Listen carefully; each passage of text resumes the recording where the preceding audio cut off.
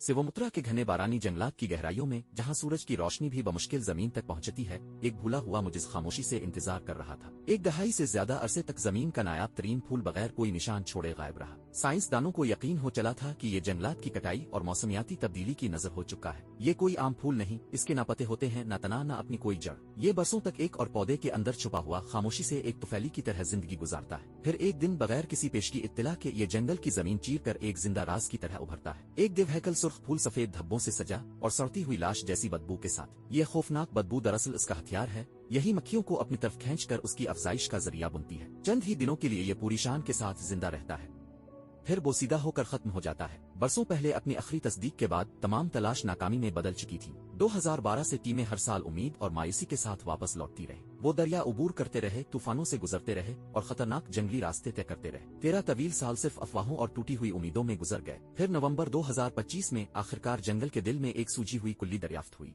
मुहक्किकीन खामोशी से इंतजार करने लगे, ये जानते हुए कि तारीख दोबारा जन्म ले सकती है। रात की तारीकी में दिव्यहैकल पंखुड़ियां आहिस्ता आहिस्ता खिलने लगे, खून की मानिंद सुर्ख, बेपना, अजीम, जिंदा।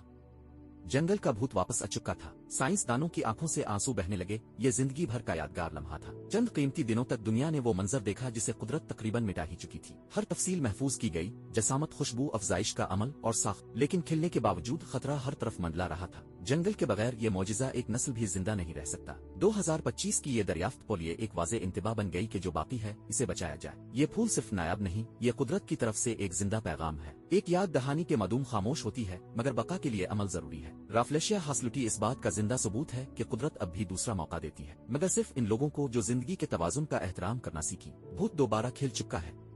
अब सवाल ये है, क्या ये फिर कभी लूटेगा, हमेशा के लिए गायब हो जाएगा?